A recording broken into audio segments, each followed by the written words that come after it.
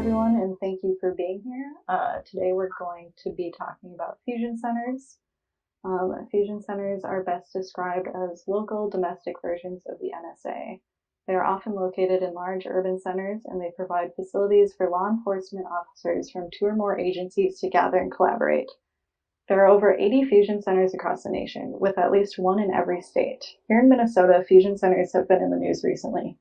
Governor Walz and politicians across the political spectrum have expressed interest in increasing funding for our local fusion center in order to combat domestic extremism, likely in response to what we saw January 6th in DC.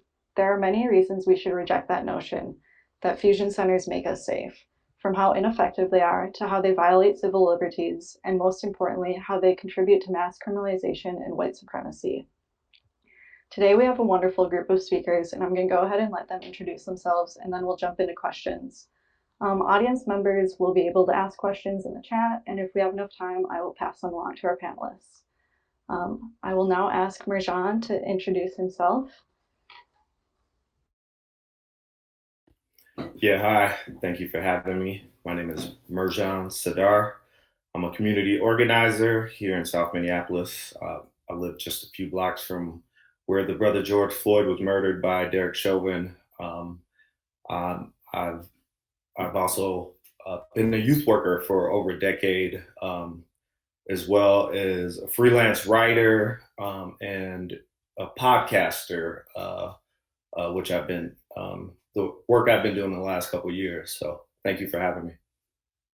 Thanks for being here. And then we'll go to Brendan. Hi, I'm Brendan McQuaid. I'm a assistant professor in the criminology department at the University of Southern Maine. And I'm here because I wrote the book on fusion centers, Pacifying the Homeland, Intelligence, Fusion, and Mass Supervision. And in the past several months, I've been working using the Blue Leaks documents, these massive hacks of police data to to build awareness about fusion centers and about their issues. And where I live in Maine, we're about to hold hearings on a bill to shut down our fusion center. So hopefully that we can be the first domino, and fusion centers will start falling. Awesome. And then Matthew, if you want to introduce yourself. Hi, I'm Matthew Griglia. I'm a policy analyst at the Electronic Frontier Foundation and a visiting research scholar at UC Berkeley. I'm here because my job at EFF and also as a historian is to look at both local level, police level, but also federal surveillance and its impact on civil liberties, its impact specifically on over-policed communities and vulnerable populations. And one of the things I'm interested in discussing about fusion centers is just that there are a lot of places where federal surveillance and local surveillance, on the street surveillance, interface. We've seen this especially with ICE over the past few years, but fusion centers kind of, to me, represent the overfunded bloat of the national security state, in that it is where national security surveillance and the kind of traditional centuries-old surveillance of people at the street level kind of interface. And so I'm happy to be there discussing that. Cool. Thank you everybody for introducing yourself. I guess we'll get started with questions. My first one I want to give to Brendan, and then maybe Matthew if you have anything to add. What are fusion centers, and can you give a quick overview of their history? So fusion centers are interagency intelligence hubs. They're recognized by DHS, by the Department of Homeland Security, but they tend to be managed by either state or municipal police. Fusion centers are like task forces. So a lot of the people that work at fusion centers will have multiple bosses, right? So there'll be someone from state police, from county sheriffs, from, federal agencies, DHS and FBI, National Guard, counter drug task forces, sometimes private sector representatives. So there's a saying in the Fusion Center community, if you've seen one Fusion Center, you've seen one Fusion Center. So each one has their own story in terms of their history, who staffs them, but also their capabilities. So Fusion Centers have access to a lot of different sources of data, but they host very little of it. So what they do is they enter agreements with other government agencies, with private data brokers to access their databases. As far as government data goes, it's not just criminal justice data. They use census data. They use, in today's era of facial recognition, license photos from the DMV are prized records. Some Fusion Centers will also develop their own databases on the basis of particular surveillance technologies. So in some jurisdictions, the Chicago Metro Fusion Center, for example, has I think 20,000 surveillance cameras feeding into the Fusion Center. In New Jersey, automated license plate reader data feeds into the Fusion Center. So they have access to an incredible amount of information. Now, the question is, how is this information used? In theory, Fusion Centers are supposed to connect the dots and, prevent the next 9/11. In practice, they have been less effective, right? And there's kind of two types of, there's the critique that they're ineffective, that they failed to create the seamless information sharing environment envisioned by reformers after 9/11. And then there's the more kind of critical assessment in, that they're an extension of, our overdeveloped police and prison apparatus. They're the nerve system of the carceral state, so to speak. Oh, as far as their history goes, 2005, they really started to stand them up. They originally had a narrow counterterrorism mission, but it expanded pretty dramatically to now this nebulous all crimes, all threats, all hazards mission. Yeah, I guess I'll add that in the longer history, the United States didn't really have a nationwide police force in like nations in Europe, for instance, or in colonial occupied imperial territories, and so police departments began municipal wide in the 19th century. In the early 20th century, we got statewide police and the state police system. And then, the mid 20th century, the FBI and the 1920s prohibition enforcement kind of become the first federal law enforcement agencies which have command over the entire nation. And really, the goal to build a federal law enforcement agency has been something that has been a percolating project of the 20th century, and which really takes hold in the late with the war on drugs and the DEA.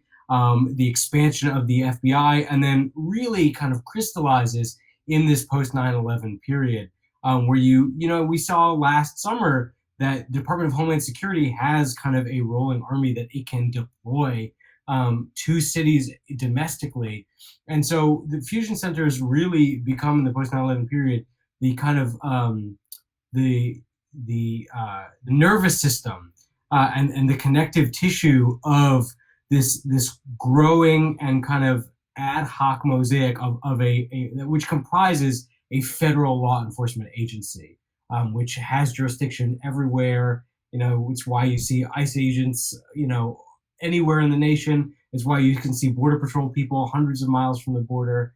And so the fusion centers are really, to me, are kind of, like I said, the nervous system of this growing federal law enforcement agency, which is kind of a newer development in our country. Awesome. Thank you for that background. I guess with that, I kind of want to get into some of the problematic practices of fusion centers. So this question I'm going to pose to Brendan, and then Marjan, you've written about this extensively, so I'll pose a more specific one to you. How are private companies involved in the operation and civil rights implications of fusion centers?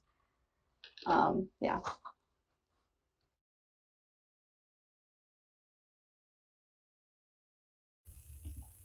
So, fusion centers were created. One of their big missions is so-called critical infrastructure protection, right? Which can mean a lot of things. And from day one, there's been fusion centers have been built around public-private partnerships. So one of fusion centers main fusion centers view one of their main constituencies as private sector, as the private sector, and this can mean everything from critical infrastructure. We might think bridges, highways, things like that. What it really means is big business, right? So in one of the in Maine, where I live right now, one of the main public-private partnerships between the local fusion center and one of the main public-private partnerships is with some of the largest employers in the state. So that's Bath Iron Works, which makes destroyers. It's the electrical utility that's involved in a very controversial infrastructure project that's building high transmission lines to bring Canadian hydropower to Massachusetts. And there's lots of protest around that, and we have the security officer of the electrical utility on the advisory board of the fusion center, and the fusion center is monitoring these activists. So there's that type of public-private partnership.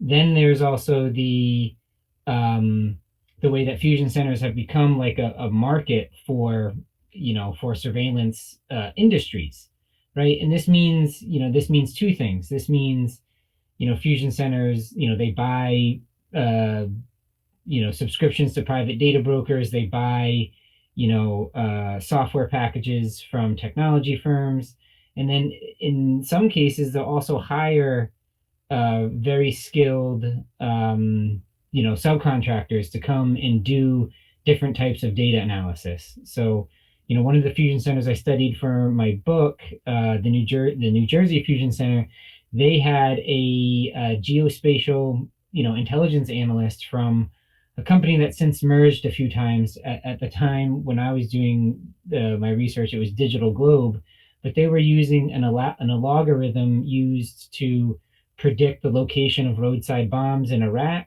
to try to predict where the next shooting was going to be in Camden or Patterson or Jersey City.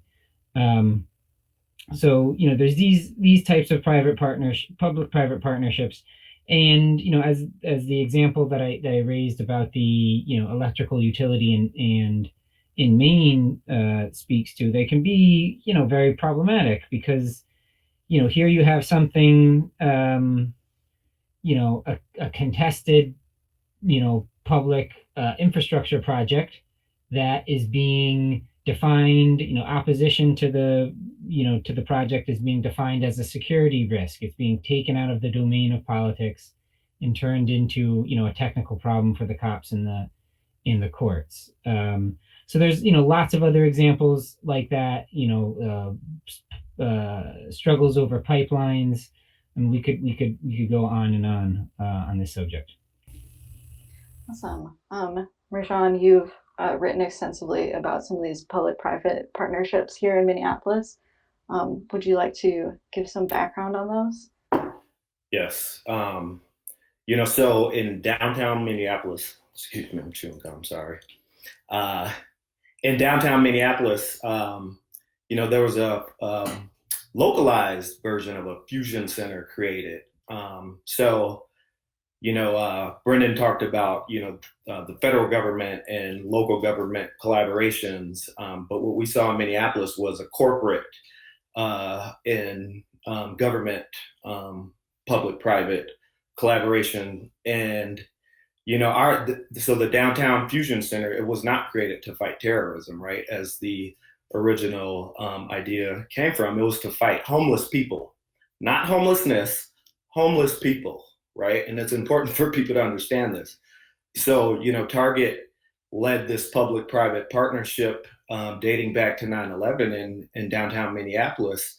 And they convinced the city and the county to set up a vast surveillance camera system in downtown Minneapolis to really address lifestyle offenders, right? Homeless people who were, making the shopping environment unpleasant. So I, about a decade ago, I was working downtown with young people experiencing homelessness. And, before I had any idea of fusion centers, we saw, this criminalization, this public-private partnership to criminalize Black youth specifically who, most were experiencing homelessness in downtown Minneapolis. And so what we saw from that was this collaboration between local law enforcement, the sheriff's department, the Minneapolis police, the park police, the transit police, and they created this fusion center in the first precinct.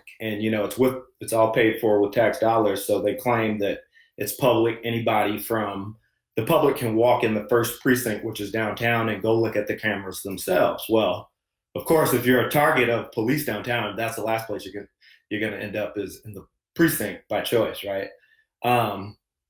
So, this partnership between Target Corporation and these downtown businesses with the Hennepin County Prosecutor's Office, the City Attorney of Minneapolis, as well as law enforcement, it created this public-private partnership that blurred all kinds of boundaries, right? So you got corporations that are not bound to upholding, the public trust. They're not bound to protecting and serving people, and they're definitely not bound to, looking out for the general welfare. They're bound to their corporate shareholder dividends. So, you start to see what we started to see was government shift, and within just a matter of years, there was a vast surveillance and policing program that was increasingly expanding, again, not to fight terrorism, to fight homeless people, to fight unwanted elements in downtown Minneapolis, right? So before even understanding fusion centers or knowing that there was this hub down there where they're monitoring the cameras, we saw the partnership hella problematic, right? And now as I'm learning about fusion centers, and I can't wait to read Brendan's book, we get to see how, the federal government, state governments, and localities also, blur these boundaries where, local government really has different responsibilities to our communities than the federal government, especially when we see a maniac like Trump in office who, is not only wanting to increase criminalization of communities of color, but commit acts of violence against, and use federal agencies like ICE to commit acts of violence against whole populations. So, yeah. Awesome, thank you. On that note, I have another question for you, Marjan, and then I'll give it to Brendan as well. How do fusion centers fit into larger discussions of race, power, police funding, and mass criminalization? That's a really good question, and I have a long answer, and I'll try to make it as short as possible. But so the visual I created, I don't know if you could pull that up for the viewers to see it, but so right now we're dealing with the world is watching Minneapolis as Derek Chauvin is being tried for murdering George Floyd, right? And what I want everybody to know, especially folks outside of Minneapolis, is what's happening. So the city in the county, they have a world stage right now, right? We saw on Monday, Chief Arredondo of the Minneapolis police testify against one of his own officers. It's, the first time anything like that has happened. He's breaking the blue wall of silence. He's getting praise, right? Van Jones was on CNN praising him as a model chief. And if you didn't live in Minneapolis, you would think the Minneapolis force is a model force, right? You would forget that they just murdered Delal Eid on December 30th, and then 7 months prior, they murdered George Floyd under this same chief's leadership, right? So I created this visual just to kind of put things into context, right? So, May 25th, we had this incident of police brutality that went viral. And then, prior to 2020, the United States and the world has seen other cities. We've seen unrest, turn into riots and looting and all kinds of stuff, right? Which in turn gives law enforcement the opportunity to use sanctioned brutality, right? Not illegal chokeholds, but pepper spray, right? Stingrays to infiltrate phone calls and infiltrate all of our privacy. Here in Minnesota, they got bridges with license plate readers. So when people drive across certain bridges, it's your vehicle registration and identity is going into a system, right? What system? You better imagine that's a Fusion Center that's getting that data. So then now what we're seeing, right, if people did not take to the streets, we probably would not be seeing Derek Chauvin on trial. That's safe to say. But now, because people did take to the streets, we're seeing the trial of this high profile police brutality case, right? And we should expect this to set a precedence. Even though while most brutality is going to continue to go unnoticed and unaccounted for, right? But the high profile ones, the ones that are caught on video that go viral, we should continue to see law enforcement trying to do their best to hold that accountable while the public's watching, right? And so what we're seeing in Minneapolis is we're seeing the police and the city use this as a platform to say they're implementing changes, right? So the system in which held cops accountable is going to be rewarded, right? Especially if Chauvin is convicted. But since 9/11, really, when have we seen police budgets or law enforcement budgets challenged anytime? But after 9/11, of course, that redrew the line. So there's just a constant influx of not just military dollars, military spending, but police and law enforcement spending under the guise of fighting terrorism, right? How much terrorism is really being prevented? That's a whole nother argument. So again, in turn, we get increased surveillance, increased brutality, decreased civil liberties, right? So all this influx of money, as in Minnesota, we see this bill being proposed, which we're going to talk to about increasing funding to these fusion centers, which is going to increase surveillance, right? It's going to increase. So when surveillance is increased and they see people doing bad things, that is absolutely going to increase brutality. And we, at the same time, we're seeing our civil liberties being gutted: freedom of speech, freedom of protest, privacy rights, right? So it's a cycle, and it's important for viewers to understand that 21st century policing, right, is rooted in surveillance. We have to understand that. I know, like I said, that was a long answer, but and actually one last thing I just want to add for viewers to know that, none of this is to fight terrorism, right? Like if that's the case, if these cameras, if these fusion centers, if this data collection keeps us safer, why didn't they thwart the January 6th insurrection rather than catch these people after the fact, right? They had all the intelligence. The public knew this was happening. People were creating posters, right? They're creating memes online, like they're advertising what they're going to do, right? So we got to understand it's not to protect, to increase safety and to protect us. It is to target certain populations.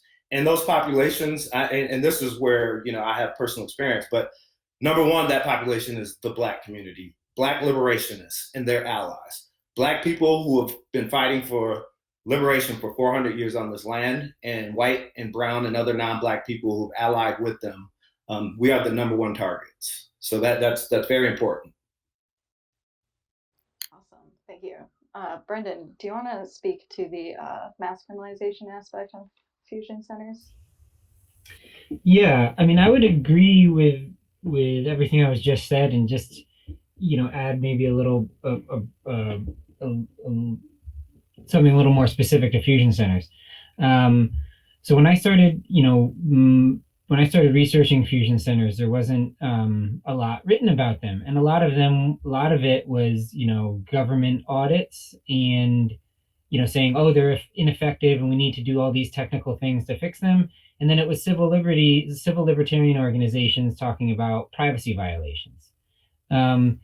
And when I got inside the Fusion Center, what I found was, I mean, it's common sense. You give local and state police, $1 million, sometimes $10 million spy centers.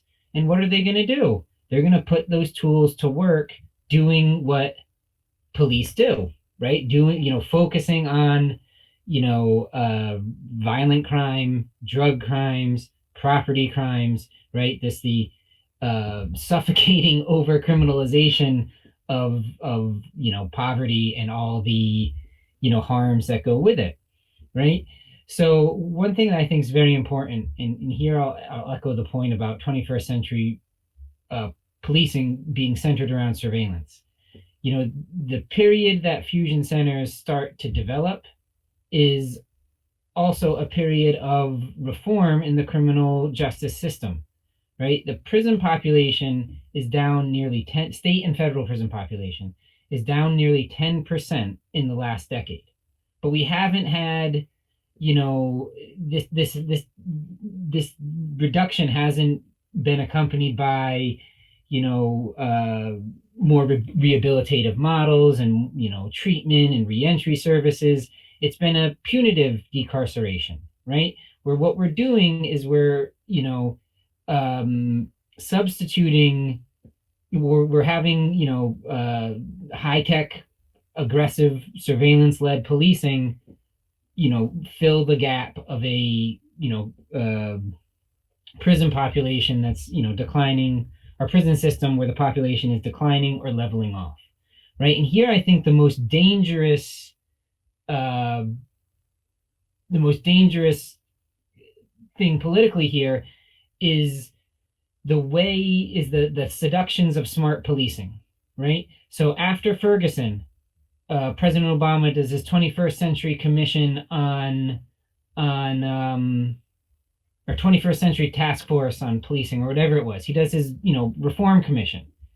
And what do they recommend? They recommend, community policing, which liberals always recommend, right? And then they recommend, essentially intelligence-led policing. And then where does he go? He goes to Camden, New Jersey to announce his findings, right? And Camden, New Jersey might be the most hyper-policed, city in the country. Every block of the city is under police surveillance, right? Camden is a city that's been abandoned by the formal economy, right? $250 million of heroin moves through that city a day, right?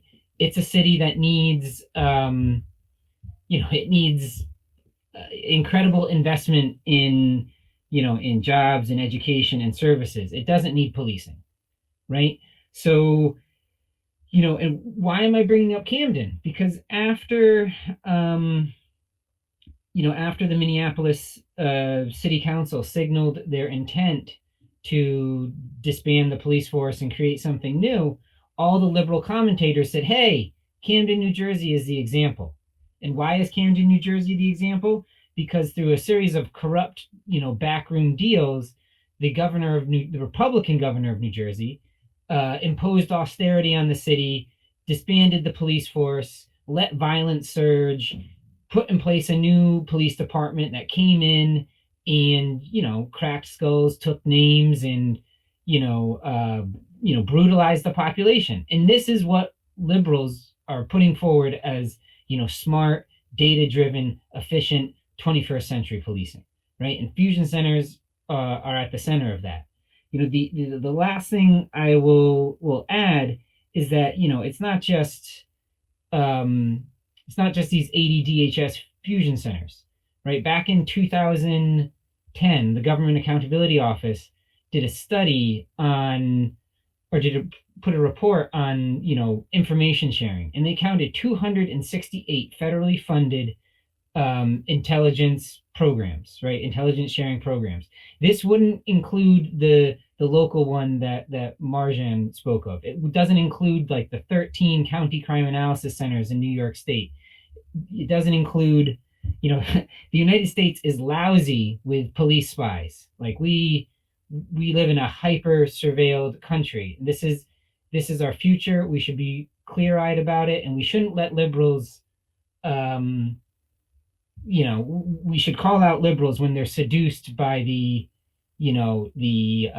technological sublime of smart policing and this idea that we can use data to have scientifically managed, democratically controlled policing. It's a dangerous illusion. Awesome. Thank you for that answer. On that note, I think I want to get into more of the, I guess, like reform targeted at fusion centers. So I'm going to pose this question for Matthew. What kind of oversight do fusion centers currently receive? The answer is it's hard to say because they are kind of they're regionally specific. Their connections with different federal agencies are, ad hoc and sometimes tenuous. It's hard to know exactly what is regulating these things because if you look at each one, and I think Brendan can speak to this as well, they're pretty amorphous. They're pretty ad hoc. I mean, how else could you explain why, in the Maine Fusion Center, you had, right-wing disinformation beginning on social media, making its way into formal intelligence reports of police about, Black Lives Matter protests in Maine, in the region. And it's because there's not a lot of oversight. There's not a lot of, there's not a lot of ability to regulate this thing, which is part of the reason why I think Maine now has this really admirable effort to defund their fusion center, because they understand that there's not a lot that they can do to bring this thing back online. When it's bloated, it's spending money, it's not really producing results, but what it is producing is more oppression. It's doing more and more predictive policing because, again, it's under-regulated.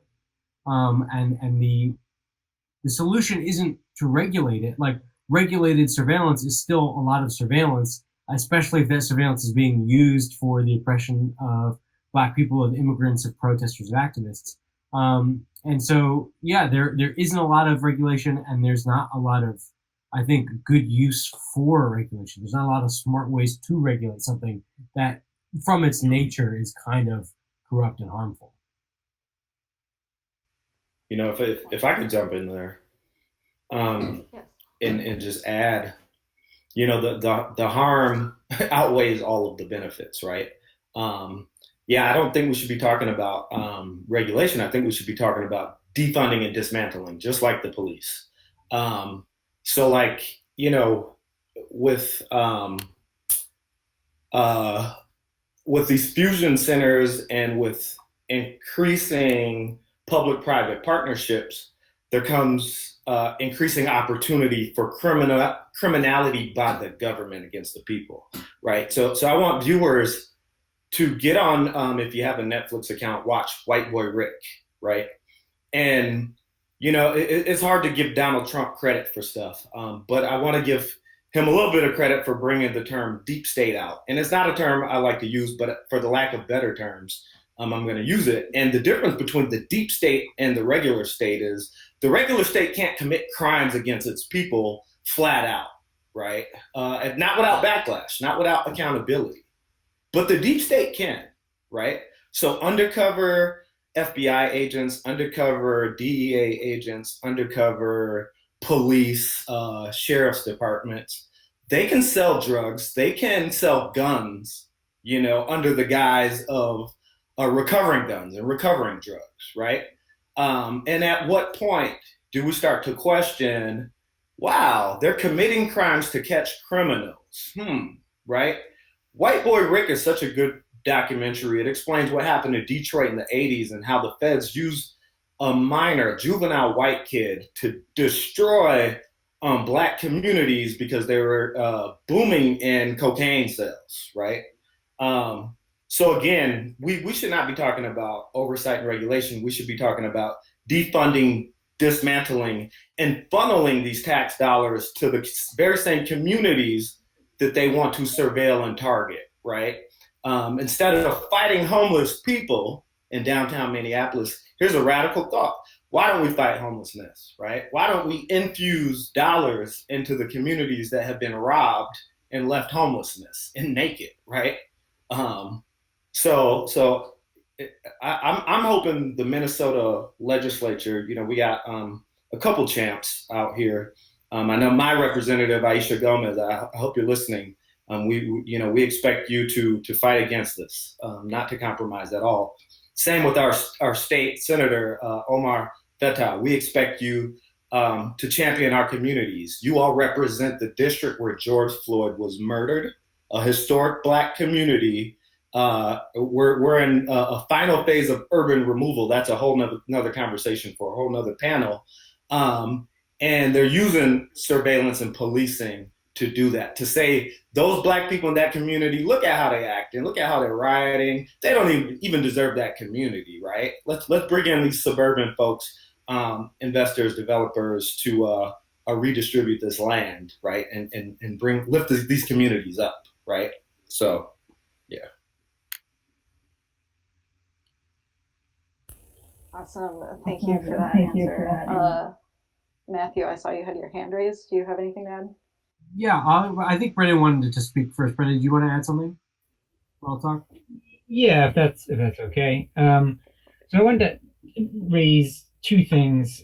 First, I just wanted to give a little more specifics about how fusion centers are regulated, just so people can understand how thin it is, right?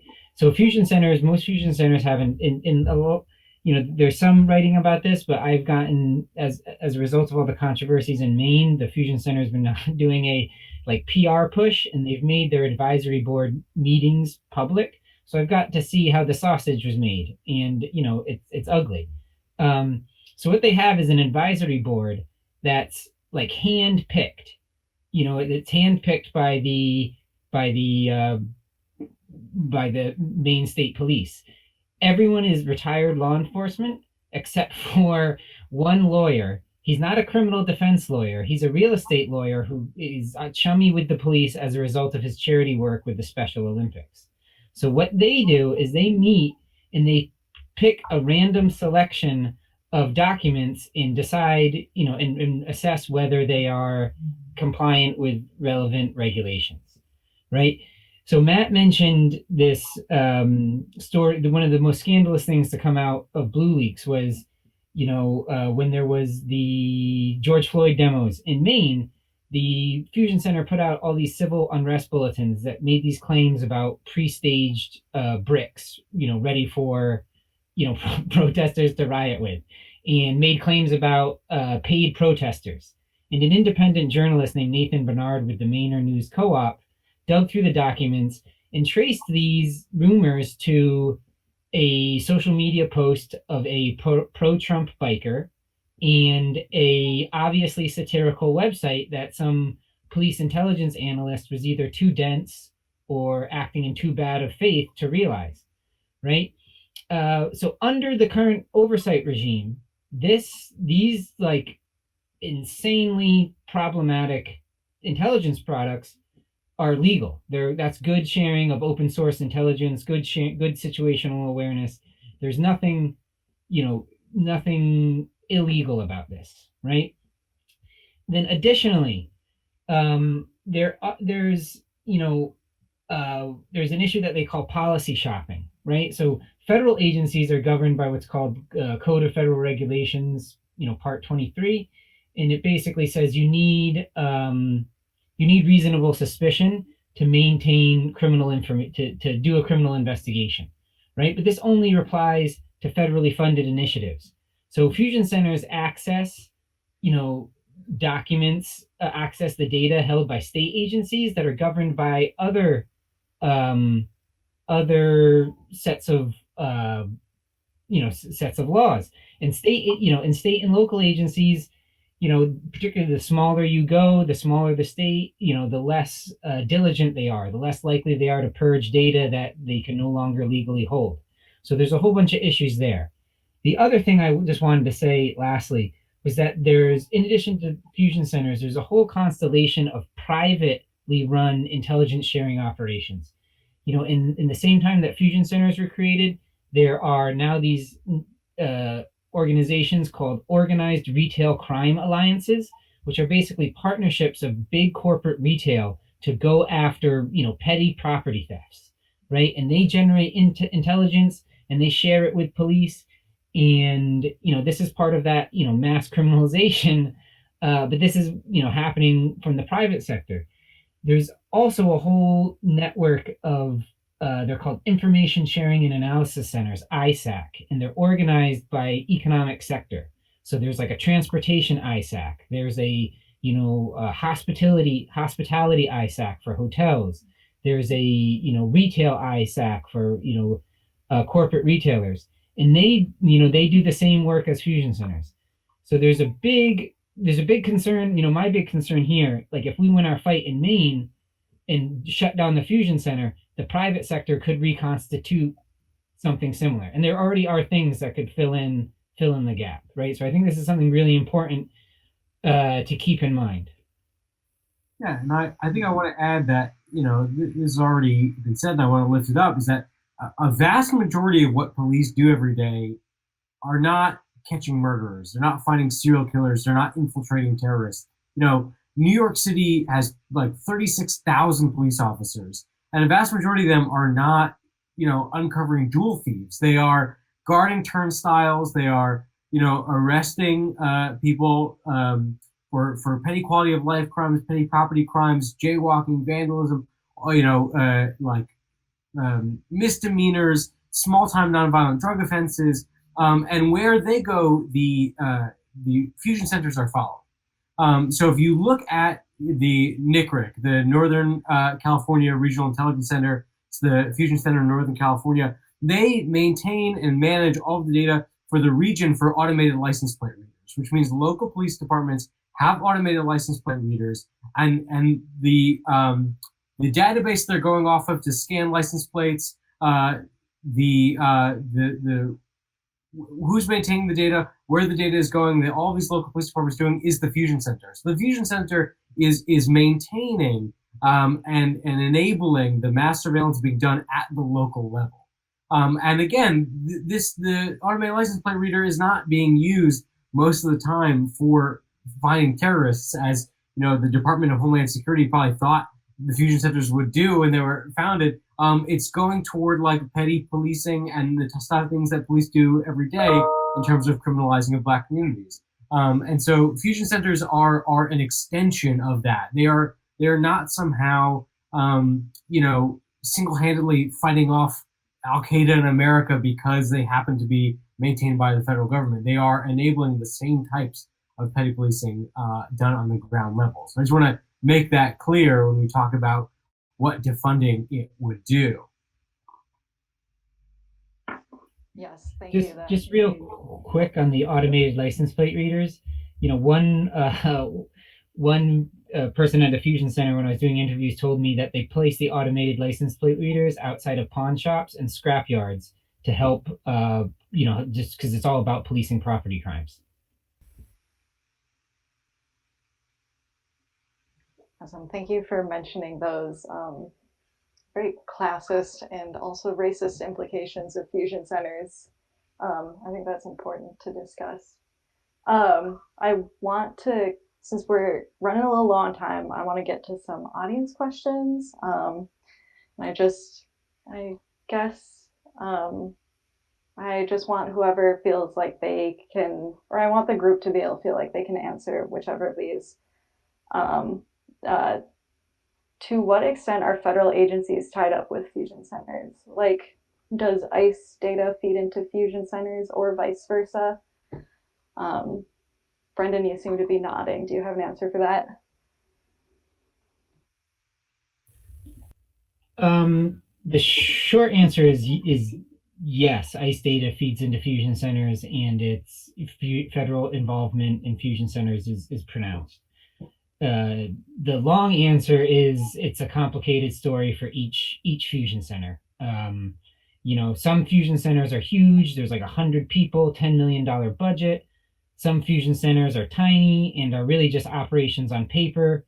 So it's the story can be complicated, but we shouldn't think of, you shouldn't think of Matt's point at the opening about this as being like a ad hoc thing that's moving us towards a national police force is a good point. And I think that's how we should think about fusion centers. They're kind of this patchwork ad hoc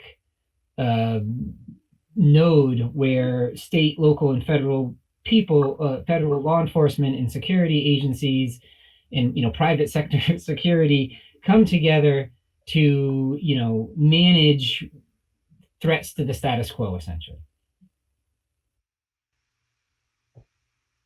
Awesome, thank you for that. And then another one, considering the resurgence of violent right-wing groups, is there any role for domestic intelligence operations in the US? If so, what would that look like regarding oversight, governance, funding, that sort of stuff? Does anyone feel particularly equipped to answer this question? I guess I'll say that in order to surveil and police extremist right-wing groups, first you have to trust that is what these surveillance powers and these surveillance authorities would be doing. I think part of the problem is that historically, when power has been given to federal law enforcement and to local law enforcement to survey and infiltrate specifically these groups, oftentimes we find that these, no matter what their intentions are, these powers and these technologies just go right back to policing Black communities, immigrants, left-wing activists, labor unionizers. And so I think, is there room for taking a more heavy-handed punitive stance against right-wing groups, extremist right-wing groups, violent groups? Yeah, probably. But the problem is that when you grant more authorities to these organizations, they're historically, we don't have a lot of reason to trust that they will be used in the way that you intend them to be used. And I want viewers, especially for folks who are outside of Minneapolis, to understand George Floyd Square. So where activists shut down the streets, where Derek Chauvin murdered George Floyd, right? This is my community, a historic Black community. It's actually where a historic Black and a historic white community meet, right? So that street, Chicago Avenue, is a historic racial boundary, and like our communities have been battling over that corner for decades, right? So for it to culminate in this police murder and this global uprising, it's fascinating. But I say that to say that George Floyd Square and the shutting of the streets and the declaration of an autonomous zone, that right there represents the struggle for Black liberation, right? The closing of the streets represents Black liberation in a historic Black community that has endured so much institutional violence from this government, right? So the violent opening of the streets reinforces this white supremacist authority that has committed all of this violence against this community, including the murder of George Floyd last May 25th, right? So I think it's important. I just want to leave viewers really with that context. And right now, the police and all their collaborators, I will guarantee you the Fusion Center, they're figuring out, they're surveilling all of the activists down there, especially the ones that are not from the community who have come out of town to help out in the struggle. And they're planning a violent raid. They're planning how to infiltrate this peaceful community, this grieving community, right? And cast these folks as terrorists, right? Like they cast Dalal Eid, who they murdered on December 30th, as this notorious gun dealer. He was a 22-year-old kid. Last time I checked, selling guns was not illegal. It happens every day, if not every hour, in the suburbs of Minneapolis by white men, private sales from hand to hand, right? So they set that kid up to murder him. They knew it was going to end in murder, but if they can do it on tape, right, with surveillance cameras and body cams watching, they can position the police as the good guys, and this is why you need us to remove criminals like 22-year-old kids like Dalal Eid, rest in peace. So George Floyd Square, it's bigger than, you know, activists just wanting to shut down the street and mourn and grieve where a brother was murdered. Believe me, that is important, but it's much deeper than that as well. Awesome, thank you for adding that, Marjan. Just one question to sort of wrap things up before we end things, since we're about out of time. What can we as ordinary citizens do to combat the encroachment of fusion centers and their surveillance? I want to have Matthew answer that, since you focus on the policy side of things, and then also Marjan, if you want to chime in, since you're local to Minneapolis. Yeah, I mean, I would probably like to defer to Brendan on this, because I think he has something to say, and also because he's been really on the ground and leading what I think is the best chance for what we can all do about this, which is the bill coming through the Maine legislature to defund the Fusion Center, which I think, you know, I would like to think is the start of a dominoes, and similar to banning face recognition, where you remove something off the table by banning government's use of it. I think that bill will start to become, hopefully, a movement where we'll see other regions stepping up to defund their fusion center as well. So I'm going to defer to Brendan to talk about that. Well, thank you. I mean, what I would say on this is, like, the fight over the fusion center in Maine, a lot of it had to do with, events lining up. We had a whistleblower complaint, and then George Floyd protests, rebellion put a lot of critical attention on law enforcement, and then Blue Leaks, poured fuel on the fire, right? But when we look at so that created a political opportunity. But who seized that political opportunity? The people organizing against, we have a chance to pass, to shut down the Fusion Center, because, in large part because it's a bipartisan issue, because one of the whistleblower allegations was an illegal database of gun owners, which makes, the Republican legislators and libertarian legislators more likely to move. But the people pushing it are the same people in Maine pushing for Oregon-style drug decriminalization, pushing for, to cut the budget of the Maine DEA in half and redirect that to treatment. So the reason why I raise this is because how do we fight police surveillance? We fight police surveillance by one, defunding, and then two, calling for a paradigm shift.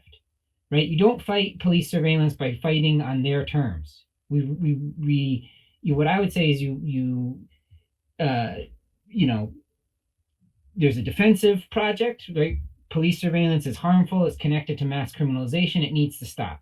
But then there needs to be a positive project, right? And that positive project is creating different types of institutions, different types of programs to meet the unmet needs that are currently being kind of managed violently on the back end by policing. And then just real quickly, I just want to add on the right-wing question, right? We shouldn't expect the state to save us, right? I fully agree with Matt. When you give the police more power, they use it for what the police do, which is, brutalizing poor working class communities of color, right? If we want to defeat white supremacists, the far right needs to be defeated politically by the left, right? So I would rather defund fusion centers and put my faith in anti-fascist researchers in anti-fascists in street battles, and then with mass left-wing political organizations that are pushing for structural change, right? So I think the really important thing is, you want to fight police surveillance. The fight is broader than surveillance. It's a broader issue. It's about coming up with new ways to address our very real problems that we just kind of paper over with police and forget about. And I'll just add quickly, I believe our communities, our social movements, we need to expand our understanding of policing to include surveillance. And we need to not just defund policing, we need to defund surveillance. We need to de-surveil Minneapolis and de-surveil America. We need to tear down cameras, right? We need new legislation protecting vulnerable populations online, like homeless populations, like sex trafficked populations, right? Like I've seen Facebook and Twitter posts weaponized against vulnerable populations to evict people, right? Or to put people who just got housing back on the streets. And we need to organize, like Brendan said, like we need to go on the offense and put them on the defense. We need to begin building programs and give our people space to engage in this work. Awesome. Thank you so much for that answer, Rajan. Okay, since we are a little over time, I'm going to wrap things up. Thank you everyone for coming to this discussion about fusion centers. I want to thank our wonderful panelists for joining us today and sharing their knowledge about surveillance and fusion centers and all of this stuff. And for my audience, please consider donating to Restore the Fourth. You can donate at donate.rt4MN. We are a primarily volunteer-led organization, and every contribution helps us do work like this. You can also subscribe to our mailing list on our website, rt4.mn. And yeah, if there's anything anyone else wants to plug, now's your chance. Oh, I'll plug my series on Unicorn Riot. So check out www.unicornriot.ninja. I have a series. It's called 21st Century Jim Crow in the North Star City.